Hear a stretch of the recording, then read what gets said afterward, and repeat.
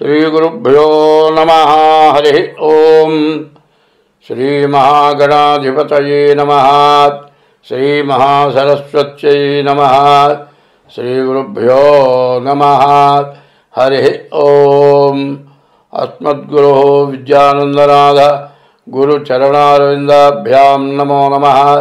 अस्मद्गुरोः काश्यपगोत्रपवित्रं नारायणयतीश्वरच्छात्रं वंदे दासकुटिस्थं रामानुजदासस्वामिनं नमो नमः। 2025 సంవత్సరం డిసెంబర్ నెల మేషరాశి ఫలితాలు చెప్పుకుందాం. ఈ మేషరాశి సరిగా చెప్పాలంటే సగం బాగుంది, సగం బాగాలేదు. మరి ఈ మేషరాశి ఫలితాలు రాహు ఒకడు 11ంట ఉన్నాడు, శుక్రుడు ఒకడు అష్టమంలో ఉన్నాడు.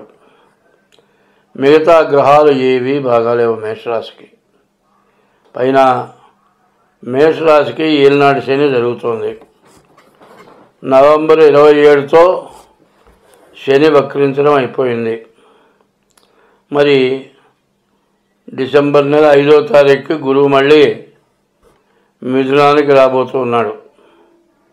మరి మిథునానికి గురువు వచ్చిన తర్వాత బాగానే ఉంటుంది. కానీ మరి ఈ రాశి వాళ్ళకి శని కుజుడు ఇద్దరు కూడా పూర్తిగా బాగాలేరు. ఈ శని వల్ల కుజుడు వల్ల విపరీతమైన దండగమారి ఖర్చులు, బాగా సమస్యలు, ఒకటి పోతే ఒకటి అనారోగ్య సమస్యలు, ఉద్యోగం చేసే చోట కూడా విపరీతమైన ఇబ్బందులు, అందరూ చేసే పని నీ నెత్తిన వేస్తారు. అదేమిటంటే వాళ్ళు చేస్తున్నారంటారు. నీ చేతి కింద పనిచేసే వాళ్ళకు కూడా నువ్వు లోకు అయిపోతావు. ఇట్లాంటి విపరీతమైన పరిణామాలు వస్తున్నాయి. కాబట్టి రాశి వాళ్ళకి అయితే ఒక విశేషం ఉంది.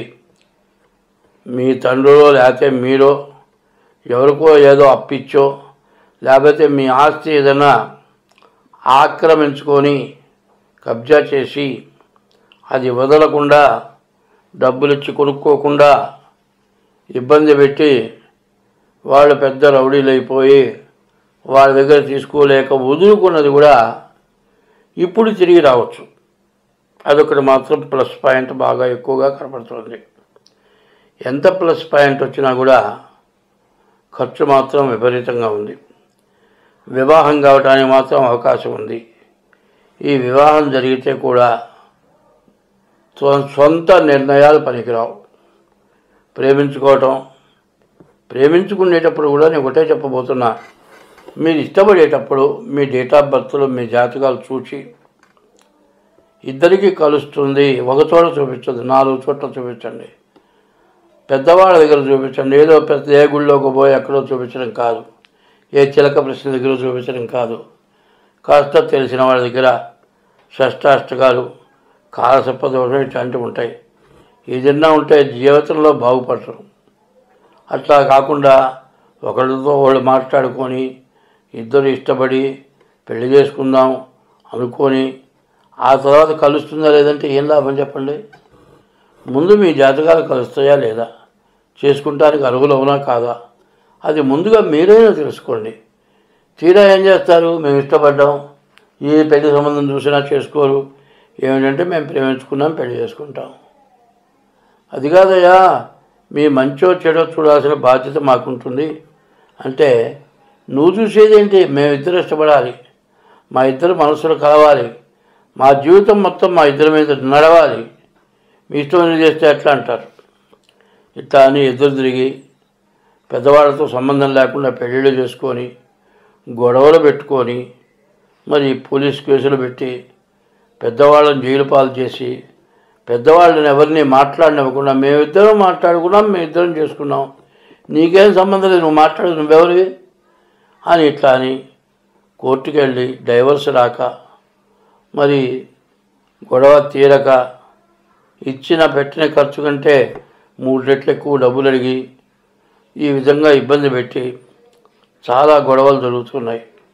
ఆడపిల్లలు తక్కువ అవటం, గొడవలు పెట్టుకొని వివాహ వ్యవస్థని చాలా ఇబ్బందికరంగా చేసుకుంటున్నారు. ఇప్పుడు నీకు ఎన్ని డబ్బులున్నా, ఎంత ఆస్తి ఉన్నా, ఎంత ఐశ్వర్యం ఉన్నా, ఎంత వ్యాపారం ఉన్నా, అన్నదమ్ములు ఎంతమంది ఉన్నా, అప్పజల్లాడు ఎంతమంది ఉన్నా, ఎంత బలగం ఉన్నా, నీకు ఎంత బలం ఉన్నా, ఇంటికి వస్తే అన్నం పెట్టేది ఎవరు? పెళ్ళాం. పెళ్ళయ్యేంత వరకు తల్లి అన్నం పెడుతుంది. పెళ్ళయిన తర్వాత భార్య అన్నం పెట్టాలి. కాదు, మా అబ్బాయికి నేను అన్నం పెడతానంటే కోడలు ఊరుకోదు. అంటే మా ఇద్దరి మధ్యలో నువ్వు జరుగుతున్నావు అంటుంది. అందువల్ల భార్యాభర్తలు ఇద్దరికీ కూడా మంచి సన్నిహితమైన సంబంధాలు ఉండాలి. అట్లా ద్వేషాలు కనుక పుడితే అసలు మొగుడింటికి వస్తే అన్నమే లేకుండా చేస్తున్నవాళ్ళు ఉన్నారు. అదేంటి నా ఒంట్లో బాగాలేదు, నేనే అన్నం తెలియదు మానుకున్నాను, తిని ఆ గిన్నెలు కడిగి అవతల బారేసి ఇంటికి వచ్చేప్పుడు అన్నం లేదు. ఏ బాధ అంటే ఇంటిలోని పోరు ఇంతింత కాదురా విశ్వదాభిరామ వినురవేమ అన్నారు. ఇంట్లో ఇప్పుడు చాలామంది చెప్పుకొస్తున్నారు, చాలా బాధలు పడుతున్నారు.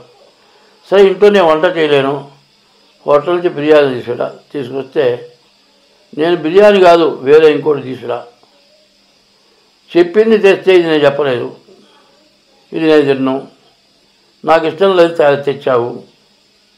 ఈ విధంగా విపరీతమైన ఖర్చులు పెట్టించి బాధలు పెట్టి మరి వచ్చే సంపాదన సరిగా లేక వచ్చిన సంపాదన దుర్వినియోగం అయిపోయి చేసే చోట జాబు చేయలేక, వ్యాపారస్తులైతే వ్యాపారం చేయలేక ఇట్లా నరకం అనుభవిస్తున్న కుటుంబాలు బాగా ఎక్కువగా కనబడుతూ ఉన్నాయి.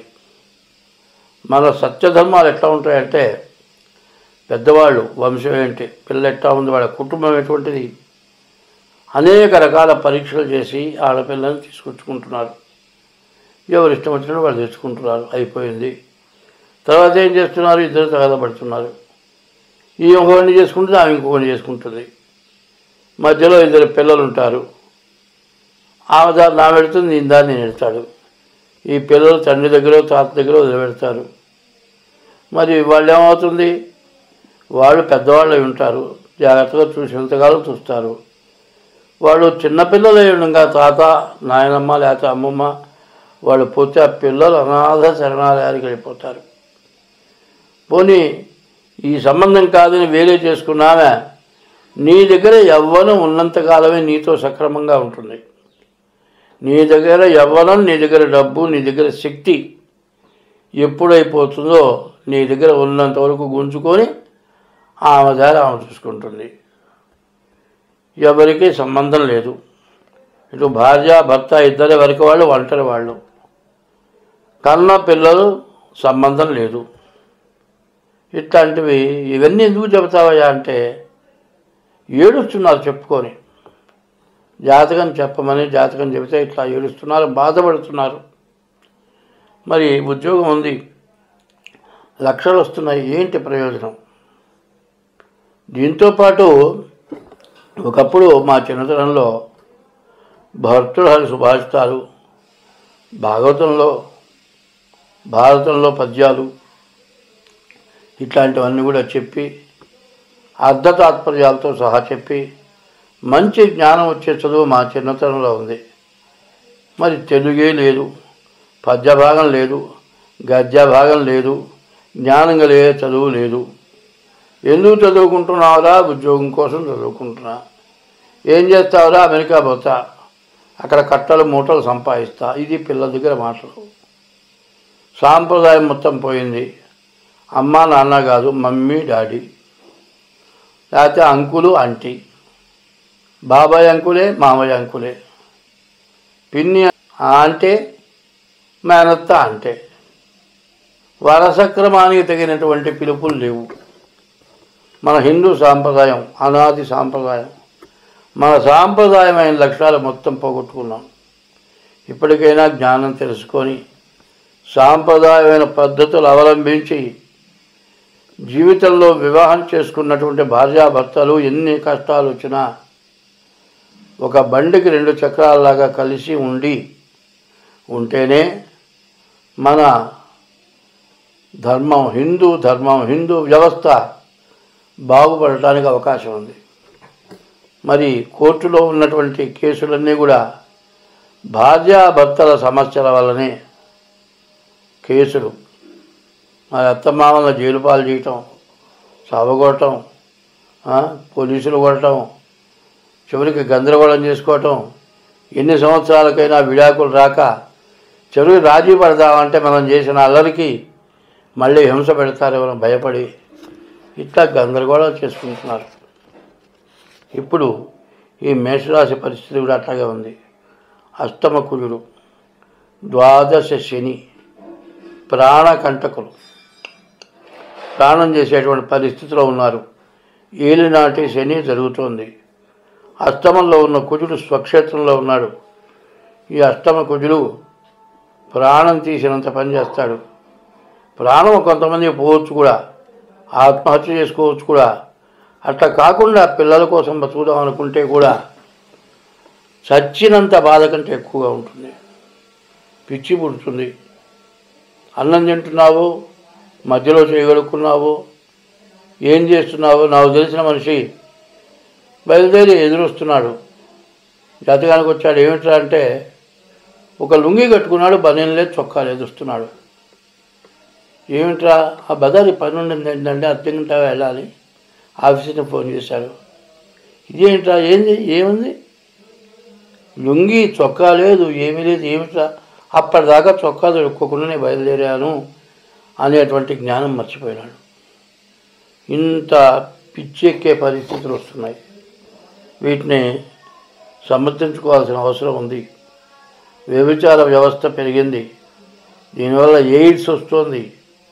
5 సంవత్సరాల పిల్లలకి ఇంజక్షన్లు ఇచ్చి మెచ్యూర్ చేసి వ్యభిచార గృహాల్లో వాడుతున్నారు.